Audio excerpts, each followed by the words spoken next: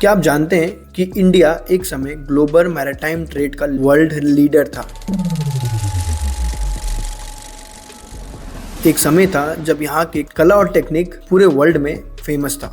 लेकिन कैसे, क्या रीजन था कि उस समय इंडिया का मैरीटाइम ट्रेड पूरे वर्ल्ड को डोमिनेट करता था, और क्यों ये स्टोरी हमारे किताबों में छुप गई। और आज हम इसी चीज को डिकोड करने वाले हैं। So let's get started. नमस्ते, मैं हूँ धीरज और आज हम यही बात करेंगे कि किस तरह से भारत उस समय ग्लोबल मैरीटाइम ट्रेड को डोमिनेट करता था, और उस समय इंडिया की शिप्स और ट्रेड पूरा वर्ल्ड का एक आधार था। इंडिया एक कंट्री जिसके चारों तरफ समुद्र है।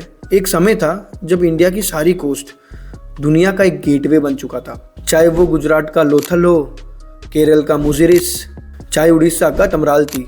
ये सब इंडिया के मैरीटाइम ग्लोरी का एक सबूत है। तो सबसे पहले हम बात करते हैं भारत के शिप बिल्डिंग टेक्निक्स को। आप लोग को जान के ये हैरानी होगी कि उस समय इंडिया के पास इतने अच्छे क्राफ्टमैनशिप थे, जो ऐसे जहाज बनाते थे जो सिर्फ मजबूत ही नहीं बल्कि तूफानों के हाई एंड लो टाइड से भी बचाती थी। पुराने समय में भारत का शिप बिल्डिंग एक बहुत अद्भुत कला था। सूत्रधर और तक्षक कम्युनिटीज, ये दो communities primary ship builders communities थे जो कि इंडिया के शिप बिल्डिंग को डोमिनेट करते थे। ये लोग टीक और साल जैसे वुड का इस्तेमाल करते थे सारे शिप्स को बनाने के लिए, जो कि सिर्फ ड्यूरेबल नहीं था बल्कि पानी के कांटेक्ट में भी वो जल्दी खराब नहीं होते थे।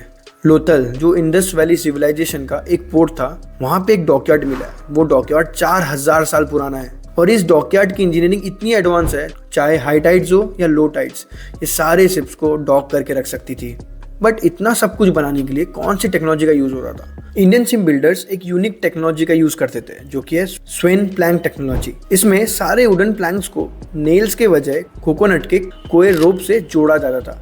ये रोप्स शिप्स को एक फ्लेक्सिबिलिटी देते थे जो कि उस शिप को तूफान की हाई टाइड से टूटने से बचाता था। प्राचीन शिप्स में हल्स को कंपार्टमेंट में डिवाइड किया जाता था, जिससे अगर सिर्फ एक कंपार्टमेंट में पानी घुस भी जाता है फिर भी ये पूरे शिप को डूबने से बचाता था। यहाँ तक कि इंडियन शिप्स के बॉटम में कलाई की कोटिंग की जाती थी, जो कि शिप को सॉल्ट वाटर कोरेशन से बचाता था, जिससे शिप की लाइफ स्पैन और भी ज्यादा बढ़ जाती थी। ये शिप सिर्फ एक टेक्नोलॉजी इनोवेशन नहीं था, बल्कि इसने इंडिया को मैरीटाइम ट्रेड का ग्लोबल लीडर भी बनाया था। उस समय इंडिया का ट्रेड पूरे एशिया, मिडिल ईस्ट, यहाँ तक अफ्रीका तक फैला हुआ था।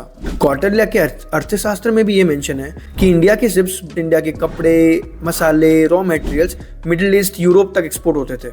केरल और तमिलनाडु से स्पाइसेस जैसे कि ब्लैक पेपर और कार्डमन रोम और इजिप्ट तक एक्सपोर्ट किए जाते थे। मसाले के लिए ट्रेड रूट दुनिया भर में स्पाइस रूट के नाम से मशहूर था। दूसरी एग्जाम्पल पे जाएं, हड़प्पा सिविलाइजेशन के समय ही भारत का कपड़ा पूरी दुनिया में फेमस हो गया था। यहाँ तक कि इजिप्ट के मॉमिस को भी भारत के कपड़े पहनाए जाते थे। उस समय के भारत के ट्रेड का एक और एस्पेक्ट था, जो कि है कल्चरल ट्रेड। बुद्धिज्म और हिंदुइज्म साउथ ईस्ट एशिया में शिप्स के थ्रू ही स्प्रेड हुए थे। लेकिन यहाँ पे एक बहुत बड़ा क्वेश्चन आता है। एक समय था जहाँ पे भारत मैरीटाइम ग्लोबल ट्रेड को डोमिनेट करता था, और आज धीरे धीरे इंडिया इस रेस से पीछे कैसे हट गया? और इसका सिंपल सा रीजन था फॉरेन इन्वेशंस और कॉलोनाइजेशन। जब पोर्टुगीज, डच और ब्रिटिश इंडिया आए थे, तब इन्होंने यहाँ के लोकल शिप बिल्डर्स कम्युनिटी को सप्रेस किया था। इन्होंने अपने शिप के लिए रॉ मटेरियल्स तो इंडिया से एक्सपोर्ट किए, बट यहाँ की शिप बिल्डर्स कम्युनिटी को पूरा ब्रेक डाउन कर दिया। और उसी समय से धीरे धीरे इंडिया का डोमिनेशन मैरीटाइम ट्रेड से कम होता चला गया। अगर मैं फैक्ट की बात करूँ, उस समय की इंडिया की शिप बिल्डिंग टेक्निक्स आज भी रिलेवेंट है। इंडियन शिप्स का नेचुरल मटेरियल्स आज एक सस्टेनेबल शिप बिल्डिंग प्रैक्टिसेस के लिए इंस्पिरेशन बन रहा है। यहाँ तक कि मॉडर्न शिप्स को बनाने के लिए स्वेन प्लैंक टेक्नोलॉजी से इंस्पायर्ड कंसेप्ट्स ही देखे जा रहे हैं। ये पुरानी टेक्निक्स सिर्फ एक इंजीनियरिंग मार्वल नहीं है, बल्कि इन्वायरमेंटल लेसन भी है। इंडिया की शिप बिल्डिंग हिस्ट्री एक लेगेसी नहीं है, बल्कि एक रिमाइंडर है कि हमारी प्राचीन कला और नॉलेज इतनी एडवांस थी कि हमने ग्लोबल मैरीटाइम ट्रेड को बहुत सालों तक डोमिनेट किया था।